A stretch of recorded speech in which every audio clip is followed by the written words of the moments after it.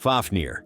Saga of Norse mythology, Fafnir might be the ultimate "don't touch my stuff" cautionary tale. He wasn't born a dragon at all. He started as a dwarf, one of 3 brothers. Together they came across a cursed treasure hoard that included a magical golden ring. This wasn't the kind of treasure that makes you rich and happy. This was the kind of treasure that curses you, ruins your family, and leaves you hissing at strangers. Fafnir's obsession with this loot drove him to kill his own father so he wouldn't have to share. Then, instead of just stashing the treasure in a nice underground vault like a normal greedy person, he sat on it like a medieval banker with fire breath. The more he hoarded, the less human he became, until greed transformed him into a dragon, giant, venomous, and full of paranoia. Picture a guy shouting "mine" so loudly that the gods said, "Fine, you're a dragon now." But even dragons aren't safe from heroes with swords. Along came Sigurd, or Siegfried depending on which version you read, a young warrior destined for greatness. With some clever coaching from his mentor Regan, who, awkwardly, was Fafnir's own brother,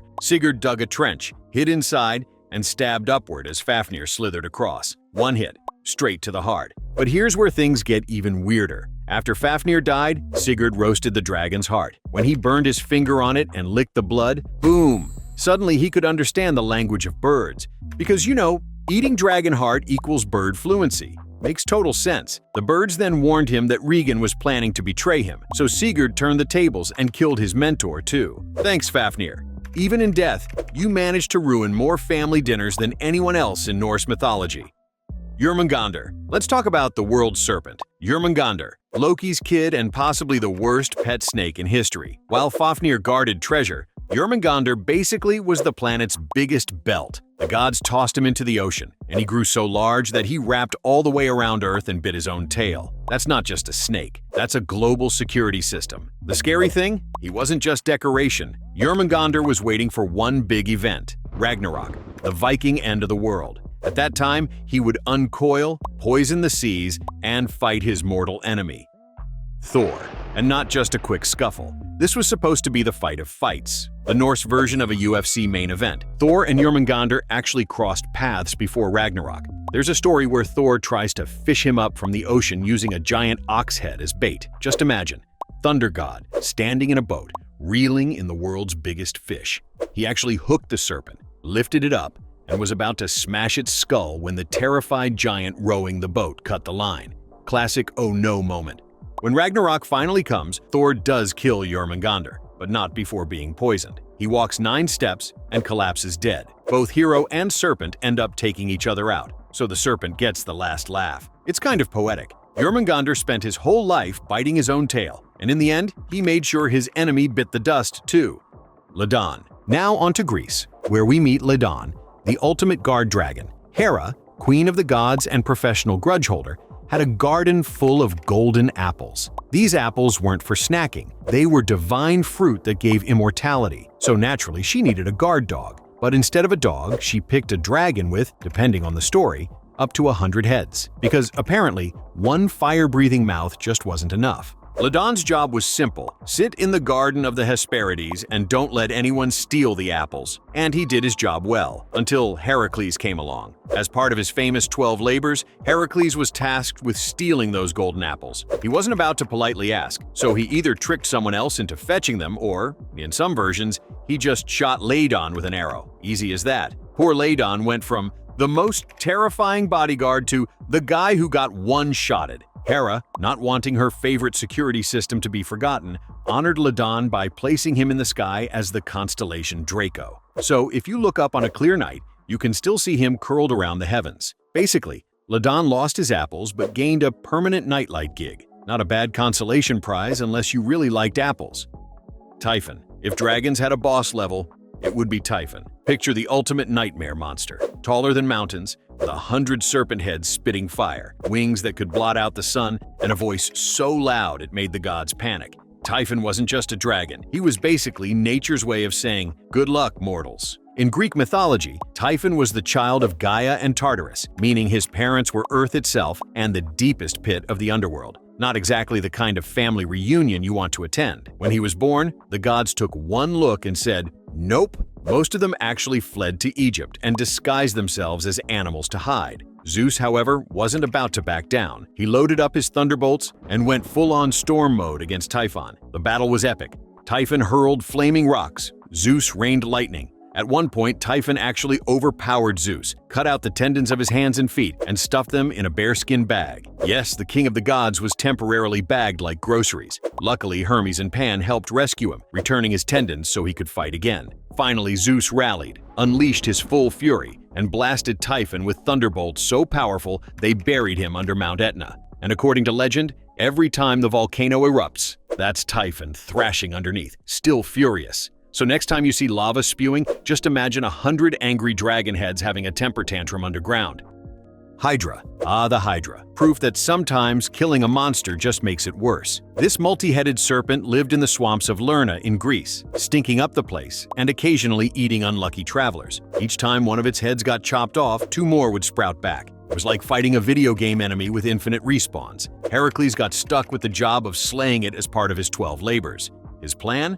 Walk into the swamp and start swinging his sword like he was trimming the world's worst hedge, except every cut just doubled the problem. Pretty soon, Hydra looked less like a monster and more like a screaming spaghetti bowl of angry snake necks. Realizing this wasn't working, Heracles got help from his nephew Iolaus. Iolaus brought fire. Each time Heracles cut a head, Iolaus cauterized the stump with a torch, preventing regrowth. It worked. Slowly but surely, the Hydra was reduced to just 1 immortal head, which Heracles then chopped off and buried under a massive rock, because apparently rock on top is the universal solution in Greek myths. Oh, and Heracles dipped his arrows in Hydra's toxic blood, turning them into some of the deadliest weapons ever. That poison shows up in multiple other myths, proving that even when dead, Hydra was the gift that kept on killing.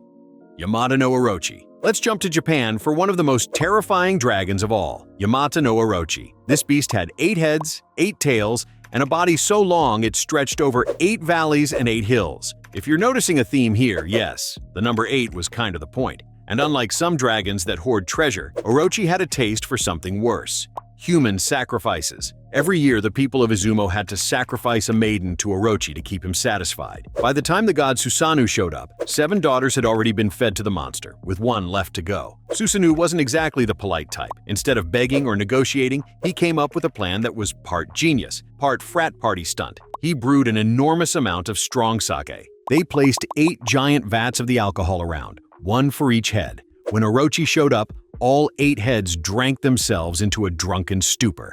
That's when Susanoo grabbed his sword, stormed in, and chopped the dragon to pieces. And here's the kicker. Inside Orochi's tail, he discovered the legendary sword Kusanagi, one of the 3 sacred treasures of Japan. So, not only did he save the maiden, he basically looted one of the most important weapons in Japanese mythology. Talk about a jackpot. Quetzalcoatl. Not all dragons are fire-breathing nightmares. Some are actually worshipped. Enter Quetzalcoatl, the feathered serpent of Aztec mythology. Imagine a giant snake, but covered in dazzling feathers and flying gracefully across the sky. Less roar and burn your village, more god of wind, learning, and civilization. Basically, he was the Aztec version of a life coach, if life coaches were massive flying reptiles. Quetzalcoatl wasn't just a dragon-like figure, he was a creator god. Myths say he helped shape humanity by stealing bones from the underworld and sprinkling them with his own blood to bring humans to life. Talk about a hardcore crafting recipe. He also brought corn to the people, which was basically the ancient equivalent of dropping off Wi-Fi. Total game changer. But his story takes a tragic twist. Some versions say Quetzalcoatl was tricked, fell from grace, and set himself on fire, transforming into the morning star, Venus. Others say he promised to return one day, which centuries later created a massive misunderstanding when Spanish conquistadors showed up and people thought maybe the prophecy was coming true. Spoiler, it was not. But the legend of Quetzalcoatl still lives on, proving that not every legendary dragon was about destruction. Some were about hope, renewal, and snacks. Níðhöggr. If you think dragons can't get more metal than they already are, meet Níðhöggr, the dragon gnawing on the roots of the world tree in Norse mythology. Yep, while everyone else in Asgard is busy feasting in Valhalla or swinging hammers, Níðhöggr spends eternity chewing on Yggdrasil's roots like it's the ultimate chew toy. But this isn't just dragon dental care. By gnawing at the tree that holds together the 9 realms, Níðhöggr is basically threatening to unravel the universe. And he doesn't even stop there. Myths say he also feeds on the corpses of the dishonorable dead. Not the brave warriors, but the cowards and oathbreakers. So if you were a Viking who chickened out of battle, guess what? You just became dragon chow. To make things weirder, Níðhöggr is part of an eternal gossip chain. A squirrel named Ratatoskr runs up and down the tree, carrying insults between the dragon at the bottom and an eagle at the top. That's right. One of the central images of Norse mythology is basically the world's angriest game of telephone. Still, at Ragnarok, the end of the world, Níðhöggr is destined to rise up from under Yggdrasil, carrying the corpses of the damned into battle. Not exactly the feel-good ending you were hoping for. Chinese dragons. Finally, we can't end without the grand champions of dragon lore, the Chinese dragons. Unlike their Western cousins, who usually hoard treasure and roast knights, Chinese dragons are symbols of power, wisdom, and good fortune. Think of them less as fire-breathing menace and more like flying celestial governors. In Chinese culture, dragons controlled the rain, rivers, and seas. Farmers prayed to them for rain to keep crops alive, and emperors claimed to be descendants of dragons, using the creature as a symbol of their divine right to rule. Instead of wings, they soared through the skies with sheer magical might, often drawn as long, snake-like creatures with deer antlers, fish scales, eagle claws, and a lion's mane. Basically, someone took every cool animal feature and mashed it into one majestic design. The most famous of them all is the Dragon King, who ruled the seas and could decide whether people lived in drought or flood. Unlike Hydra or Typhon, these dragons weren't slain, they were revered. Even today, you'll see their images everywhere in Chinese New Year celebrations, parades, and art. They've become eternal icons of strength and luck, which means, out of all the dragons we've seen, they probably got the best deal: worship, respect, and no annoying heroes trying to stab them.